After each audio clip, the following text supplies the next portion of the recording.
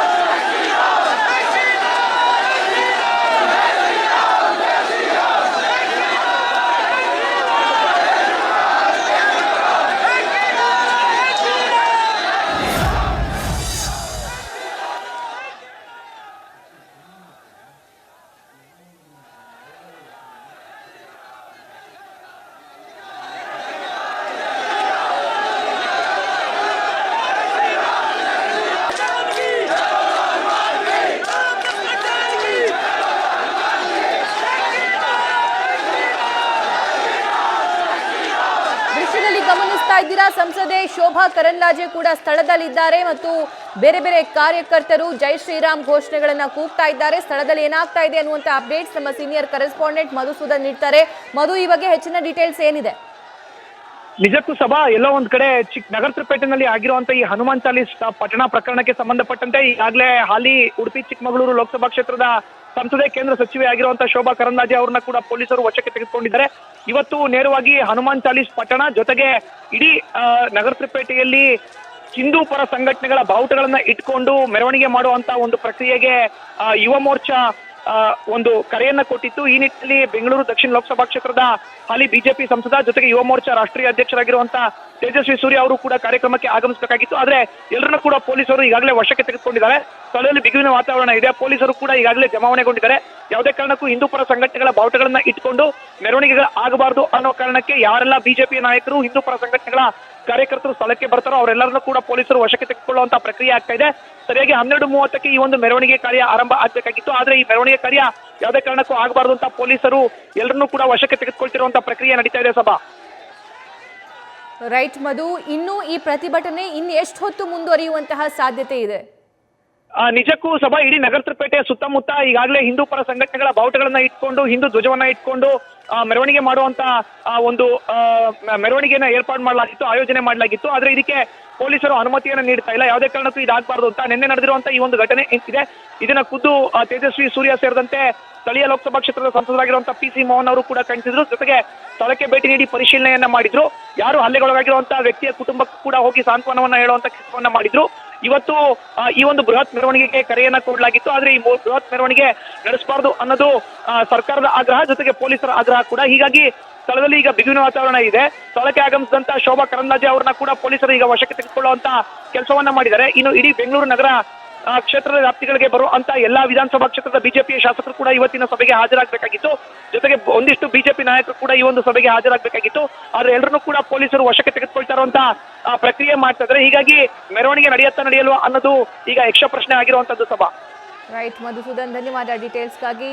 ಸಂಸದ ತೇಜಸ್ವಿ ಸೂರ್ಯ ನಿನ್ನೆ ಸ್ಥಳಕ್ಕೆ ಹೋಗಿ ಕರೆ ಕೊಟ್ಟಿದ್ರು, ನಾಳೆ ಇದೇ ಟೈಮಲ್ಲಿ ಹನುಮಾನ್ ಚಾಲಿಸಾ ಪಠಣ ಮಾಡ್ತೀವಿ ಅಂತ ಹೇಳಿ. ಸೊ ಅದಕ್ಕೆ ಸಂಬಂಧಪಟ್ಟಂತೆ ಇಷ್ಟು ದೊಡ್ಡ ಮಟ್ಟದಲ್ಲಿ ಕ್ರೌಡ್ ಜಮಾವಣೆ ಆಗುತ್ತೆ ಅನ್ನುವಂಥ ನಿರೀಕ್ಷೆ ಇರಲಿಲ್ಲ. ಆದರೆ ಅಲ್ಲಿ ನೂರಾರು ಕಾರ್ಯಕರ್ತರು ನಗರದ ಪೇಟೆಯಲ್ಲಿ ಹನುಮಾನ್ ಚಾಲೀಸಾ ಪಠಣ ಮಾಡೋದು ಒಂದು ಕಡೆ ಆದರೆ ಜೈ ಶ್ರೀರಾಮ್ ಘೋಷಣೆಗಳನ್ನು ಕೂಗ್ತಾ ಭಾಗವತ್ ಧ್ವಜವನ್ನು ಕೈಯಲ್ಲಿ ಹಿಡಿತಾ ಅವರ ಆಕ್ರೋಶವನ್ನು ಪ್ರತಿಭಟನೆಯನ್ನು ಮಾಡ್ತಾ ಇದ್ದಾರೆ. ಸಂಸದೆ ಶೋಭಾ ಕರಂದ್ಲಾಜೆ ಕೂಡ ಸ್ಥಳದಲ್ಲಿದ್ದಾರೆ. ಸುರೇಶ್ ಕುಮಾರ್ ಕೂಡ ಅವರಿಗೆ ಸಾಥ್ ನೀಡಿದ್ದಾರೆ. ಅವರನ್ನ ಪೊಲೀಸರು ವಶಕ್ಕೆ ಪಡೆದಿದ್ದಾರೆ ಅನ್ನೋ ಇನ್ಫಾರ್ಮೇಶನ್ ಸದ್ಯಕ್ಕೆ ಲಭ್ಯವಾಗ್ತಾ ಇದೆ.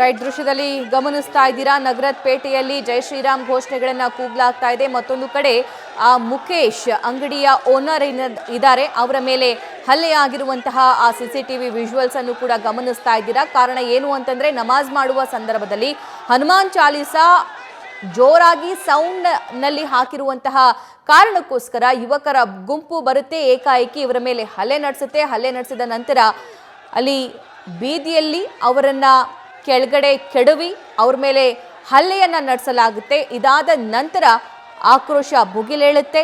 ಸ್ಥಳಕ್ಕೆ ಬಿಜೆಪಿಯ ಕಾರ್ಯಕರ್ತರು, ಬಿಜೆಪಿಯ ಸಂಸದರು, ನಾಯಕರು ಎಲ್ಲರೂ ಕೂಡ ಜಮಾವಣೆಗೊಳ್ತಾರೆ. ಸೊ ನಾಳೆ ಇಷ್ಟೊತ್ತಿಗೆ ಹನುಮಾನ್ ಚಾಲೀಸಾವನ್ನ ನಾವು ಪಠಣೆ ಮಾಡಲೇಬೇಕು ಅನ್ನುವಂತಹ ಕೂಗನ್ನ ವ್ಯಕ್ತಪಡಿಸ್ತಾರೆ. ಇದೆಲ್ಲ ಆದ ನಂತರ ಇವತ್ತು ಆಗ್ತಾ ಇರುವಂತಹ ಡೆವಲಪ್ಮೆಂಟ್ ಅನ್ನು ಕೂಡ ಗಮನಿಸ್ತಾ ಇದ್ದೀರಾ. ನಮಾಜ್ ಮಾಡೋ ಸಂದರ್ಭದಲ್ಲಿ ಹನುಮಾನ್ ಚಾಲೀಸಾ ಹಾಕಿದ್ದಕ್ಕೆ ವಿರೋಧ ವ್ಯಕ್ತಪಡಿಸಲಾಗಿತ್ತು. ಹನುಮಾನ್ ಹಾಡನ್ನ ನಿಲ್ಲಿಸುವಂತೆ ಈ ಯುವಕರ ಗುಂಪು ಕಿರಿಕ್ ಶುರು ಮಾಡುತ್ತೆ.